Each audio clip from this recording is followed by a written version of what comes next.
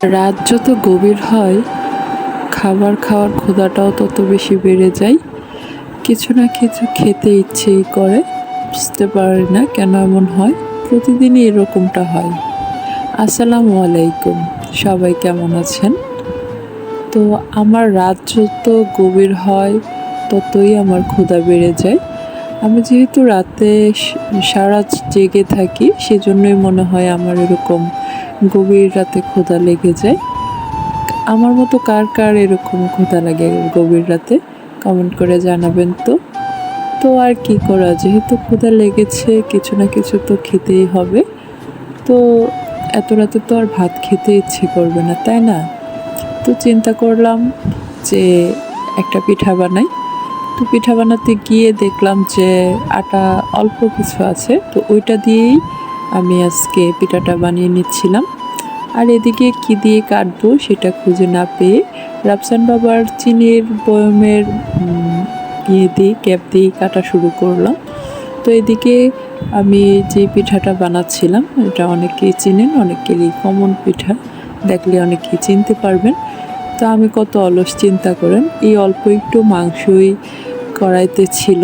তো যেহেতু ফ্রিজ থেকে খুলতে হবে, সেই অলসতায় আমি এই অল্প মাংস দিয়েই পিঠাটা বানিয়ে সেরে ফেলতেছিলাম। তো আমি ভেবেছিলাম এই বয়মের ক্যাপটা দিয়ে কাটলে বড়ই হবে, কিন্তু পরে বানাতে গিয়ে যে দেখি যে ছোট হয়ে যাচ্ছিল। তারপর ভাবলাম থাক, খাবোই তো, আমি তো খাবো, তো তেমন সুন্দর হচ্ছিল না। তো এদিকে এই যে এই 4টা পিঠা এক সাইজের ছিল, মানে বয়মের ক্যাপটা দিয়ে কাটা, আর পরে এই পিঠাটা বড় হয়েছিল। সাইজগুলো মনে হয় এটার সমান হলেই সুন্দর হতো। তো যাই হোক, যেহেতু আমি খাবো, কোনো মেহমানকে পরিবেশন করব না, তাতে কোনো সমস্যা হবে না, তাই না বলেন? খাবোই তো, পেটেই তো যাবে।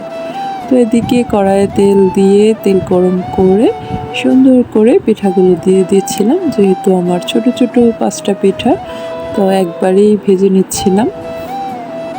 তারপর হালকা মিডিয়াম আছে পিঠাগুলো ভেজে নিচ্ছিলাম, যাতে পিঠাটা ভাজিটা খুব সুন্দর হয়। তারপর এই যে দেখেন, উল্টায় পাল্টায় দিলাম, ভাজিটা কিন্তু অনেক সুন্দর হয়েছে, দেখতেও কালারটা মাশাআল্লাহ বেশ সুন্দর হয়েছিল। আর এদিকে আমি পিঠাগুলো উঠিয়ে টিস্যুতে রাখছিলাম, কারণ তেলটা যাতে টিস্যুতেই লেগে যায়। তারপর এই যে আমার পিঠা বানানো হয়ে গেছে, ভাজাও হয়ে গেছে।